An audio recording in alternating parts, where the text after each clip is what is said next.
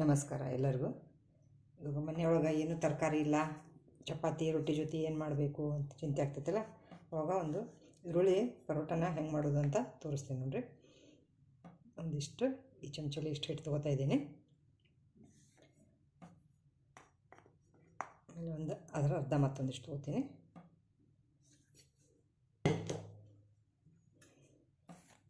ಅದಕ್ಕೆ 2 ಸ್ಪೂನ್ದಷ್ಟು ರವೆ ಹಾಕೋತಾ ಇದ್ದೀನಿ.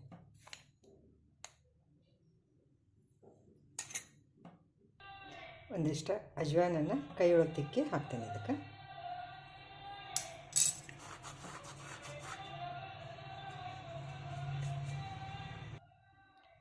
ಸ್ವಲ್ಪ ಉಪ್ಪು ಹಾಕೋತಾ ಇದ್ದೀನಿ. ಸ್ವಲ್ಪ ಕಸೂರಿ ಮೆಥಿ ಹಾಕೋತೀನಿ, ಅದನ್ನು ಸ್ವಲ್ಪ ತಿಕ್ಕಿ ಹಾಕೋತೀನಿ.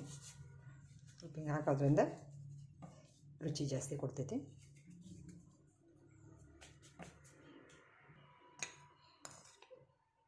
ಒಂದು ಸ್ಪೂನು ಎಣ್ಣೆ ಹಾಕೋತಾ ಇದ್ದೀನಿ. ಈಗ ಇದನ್ನೆಲ್ಲ ಚೆಂದಾಗಿ ಕಲಿಸ್ಕೊಳ್ಳೋಣ. ಎಣ್ಣೆ ಉಪ್ಪು ಹಾಕಿದ್ವಲ್ಲ, ಎಲ್ಲ ಕಡೆ ಸೇರುವಂಗೆ ಕಲಿಸ್ಕೊಂಡು ಸ್ವಲ್ಪ ನೀರು ಹಾಕ್ಕೊಂಡು ಇದನ್ನು ನಾದ್ಕೊಳ್ಳೋಣ.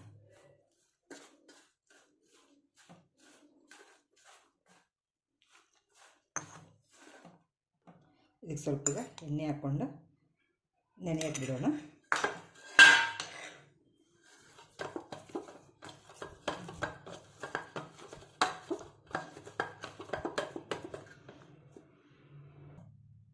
ನೋಡಿರಿ, ನಾನೀಗ ಸ್ಟಫಿಂಗ್ ಮಾಡೋಕೆ ಉಳ್ಳಾಗಡ್ಡಿನ ಹಿಂಗೆ ಉದ್ದುದಕ್ಕೆ ಹೆಂಚಿಟ್ಕೊಂಡಿದ್ದೀನಿ. ಆಮೇಲೆ ಕೊತ್ತಂಬರಿ, ಮೆಣಸಿನ್ಕಾಯಿ, ಇದು ಅಲ್ಲ ಬೆಳ್ಳುಳ್ಳಿ ಪೇಸ್ಟು. ಇದನ್ನ ಹೆಂಗೆ ಮಾಡೋದು ಸ್ಟಫಿಂಗ್ ಹೇಳ್ತೇನೆ. ಈಗ ಕಡಾಯಿ ಬಿಸಿ ಇದೆ, ಎಣ್ಣೆ ಹಾಕೊಳ್ಳೋಣ.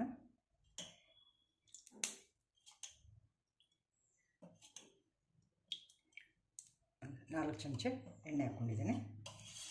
ಈರುಳ್ಳಿ ಎಷ್ಟು ಇರ್ತದೆ ನೋಡಿಕೊಂಡು ನೀವು ಹಾಕ್ಕೋಬೋದು. ಇನ್ನೊಂದು ಚಮಚ ಸೇರ್ಕೊತಾ ಇದ್ದೀನಿ. 5 ಚಮಚ ಎಣ್ಣೆ ಹಾಕ್ಕೊಂಡಿದ್ದೀನಿ. ಈಗ ಜೀರಿಗೆ,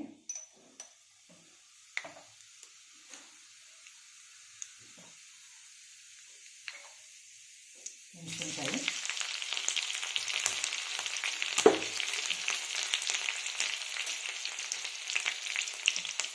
ಈರುಳ್ಳಿಯನ್ನು ಹಾಕ್ತಾ ಇದ್ದೀನಿ.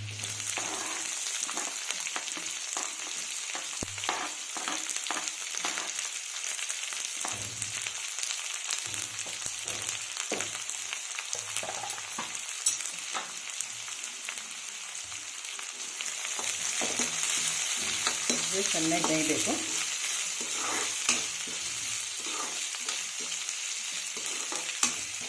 ಈ ಗೋಲ್ಡನ್ ಬ್ರೌನ್ ಆಗೋವರೆಗೂ ಬೇಯಿಸ್ಕೊಳ್ರಿ. ಈಗ ಸ್ವಲ್ಪ ಉಪ್ಪು ಸೇರಿಸ್ಕೊತಾ ಇದ್ದೀನಿ. ಈಗ ಎಷ್ಟು ಬೇಕಾಗ್ತೈತೆ ಅಷ್ಟು ಹಾಕೋರಿ. ಹಿಟ್ಟಿನೊಳಗೂ ಉಪ್ಪು ಹಾಕಿರೋದ್ರಿಂದ ಇದೆಲ್ಲ ಅಳತೆ ಎಷ್ಟು ಬೇಕೋ ಅಷ್ಟು ಹಾಕೋರಿ. ಉಪ್ಪು ಹಾಕೋದ್ರಿಂದ ಉಪ್ಪು ಜಲ್ದಿ ಬೇಯ್ತೈತಿ.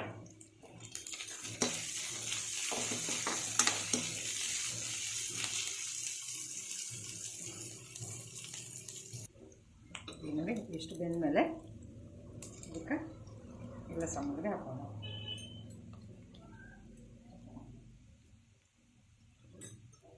ಈಗ ಸ್ವಲ್ಪ ಅರಿಶಿನ ಹಾಕೋತಾ ಇದ್ದೀನಿ.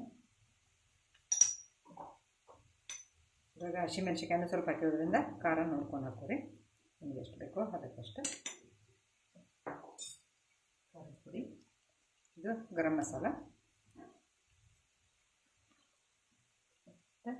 ಧನಿಯಾ ಪೌಡರು, ಆಗಲೇ ಅದು ಜಜ್ಜಿಟ್ಕೊಂಡಿದ್ವಲ್ಲ ಅಲ್ಲ ಬೆಳ್ಳುಳ್ಳಿ ಪೇಸ್ಟ್, ಅದನ್ನು ಹಾಕೋಣ.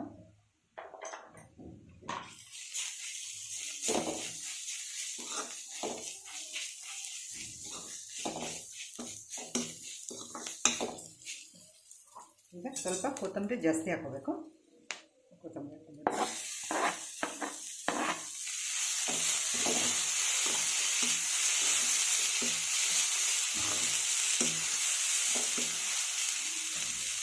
ಒಂದು ನಿಮಿಷ ಬೇಯಕ್ಕೆ ಬಿಡ್ರಿ. ನಿಮಗೆ ಸ್ಟಫಿಂಗ್ ರೆಡಿಯಾಗಿದೆ. ಆಗಲೇ ನಾದಿಟ್ಕೊಂಡಿದ್ವಲ್ಲ ಇದು ಹಿಟ್ಟು, ಇದೀಗ ರವೆ ಇದೆಲ್ಲ ನೆನೆದಿದೆ. ಇದೀಗ ಇಷ್ಟಿಷ್ಟು ಉಳ್ಳಿ ಮಾಡಿ ಇಟ್ಕೊಳ್ಳೋಣ.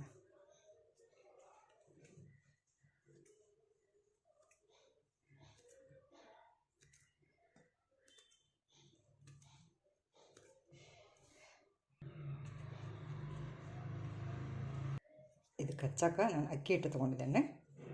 ಇದನ್ನು ಸಣ್ಣ ಸಣ್ಣ ಹುಳಿ ಮಾಡಿ ಲಟ್ಟಿಸ್ಕೊಳ್ಳೋಣ.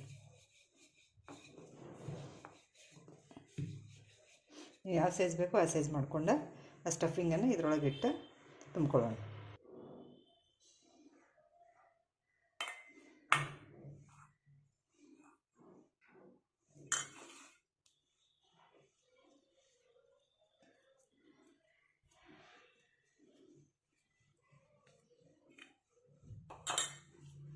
ಇದನ್ನು ಲಟ್ಟಿಸ್ಕೊ.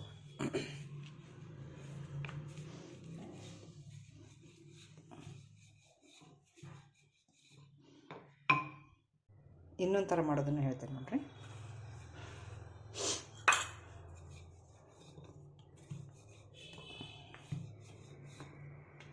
ಸ್ವಲ್ಪ ದೊಡ್ಡದನ್ನು ಲಟ್ಟಿಸ್ಕೋಬೋದು ನೀವು. ಒಂದೇ 3-4 ಒಂದೇ ಸರಿ ಆಗ್ತವೆ. ನಾ ಈಗ ಒಂದು ತೋರಿಸೋ ಸಲುವಾಗಿ ನಿಮಗೆ ಇದು ಮಾಡತ್ತೀನಿ. ಹಿಂಗೆ ಮಾಡಿಬಿಟ್ಟು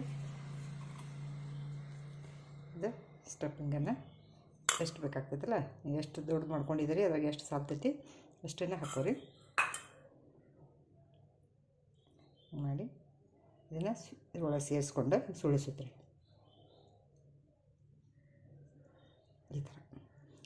ಈ ಥರ ಮಾಡಿ ನೀವು ಶಾಲೋ ಫ್ರೈ ಮಾಡ್ಬೋದು, ಡೀಪ್ ಫ್ರೈನು ಮಾಡ್ಬೋದು. ಈ ಥರನೂ ಮಾಡ್ಬೋದು, ಈ ಥರನೂ ಮಾಡ್ಬೋದು. ನಾನೀಗ ಇದನ್ನು ಬೇಯಿಸಿ ತೋರಿಸ್ತೇನೆ ನೋಡ್ರಿ ಹೆಂಗೆ ಗೊತ್ತಾಗ್ತೈತಿ ಅಂತ. ನಿಮ್ಗೆ ಹಂಗೆ ತುಂಬಾಕೆ ಬರಾತಿಲ್ಲ ಅಂತಂದ್ರೆ ಹಿಂಗನ್ನು ಇದನ್ನು ಲಟ್ಟಿಸ್ಕೊಂಡು ಅರ್ಧಕ್ಕೆ ಇದನ್ನ ಹಾಕಿ ಅರ್ಧ ಇದನ್ನು ಇದ್ರ ಮೇಲೆ ಹಿಂಗೆ ಮುಚ್ಚಿಬಿಟ್ಟು ಹಿಂಗೆ ಮಾಡಿನೂ ಬೇಯಿಸ್ಬೋದು.